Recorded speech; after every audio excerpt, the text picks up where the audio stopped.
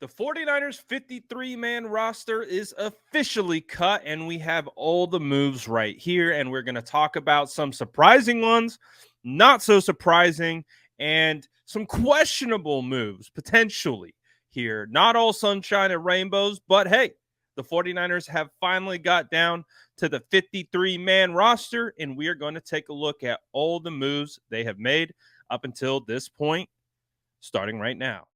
All right, starting at the top of the list, we have Darrell Luter Jr., the 49ers' fifth-round draft pick this year, the cornerback out of South Alabama, will start the year on the PUP list, which means he will be out for the first 4 weeks, and then he'll be eligible to return after that point.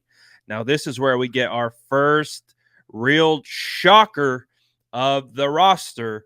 Now, when you look at Zane Gonzalez, Taylor Hawkins, Cameron Latu, and AJ Parker, they are all going to be on the final, they are going to be on injured reserve for the entirety of the year, which means third round draft pick Cameron Latu will not play this year. It will be a redshirt year for Cameron Latu.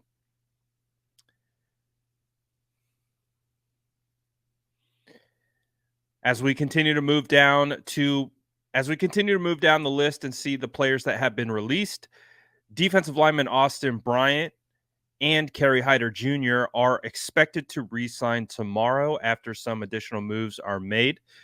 Chris Conley had a really good, solid camp and performed well in the preseason. He was waived. Troy Fumagalli, Brian Hill, T.Y. McGill. I'm a little bit surprised by that. I thought T.Y. McGill played really, really well. I definitely hope he comes back in regards to the practice squad or a potential additional move. The 49ers have also released Jeremy McNichols, Anthony Miller, who was not signed he was signed about a week ago, and Willie Snead, who also had a pretty strong camp as well. And this is the list of the players who have been waived. Alex Barrett, who I actually thought could have had a shot at making the roster. Jack Coletto, potential fullback of the future.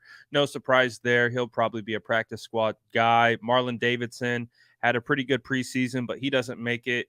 Joey Fisher, I think, has some promise. He'll end up on the practice squad. Alfredo Gutierrez will take up the international pathway roster allocation, so he won't count against the total practice squad players. Miles Hartsfield was waived. Keith Ishmael, Deshaun Jameson, a lot of potential talk about him making the roster. He gets waived. Quantrez Knight gets waived. Luciano Ilm Manning. I think there's a potential that he could be picked up by another team. And boy, would I not like to see that. I really like Ilm Manning and like what he brought to the table. So that will be interesting. Tate Martin will likely be a practice squad candidate. Marcelino McCrary Ball, he will also be a practice squad candidate along with the rest of these guys. Justin Poe, Curtis Robinson, Trey Swilling, Leroy Watson, and Isaiah Winstead. I expect the majority of these guys on this wave list to come back around on the practice squad. So, hey, not all the names that we had expected to make it. Again, guys like Jalen Graham, they made it. Ross Dwelly made it to the active roster. Nick Sikel, Matt Pryor made it to the active roster. Kalia Davis made it. Let's see, Demetrius Flanagan Fowles, along with Ambry Thomas, Isaiah Oliver, to name a few, and Jake Moody obviously makes it as well. And of course, Brandon Allen will be the 49ers' third quarterback, and Ronnie Bell, of course, makes the list as well.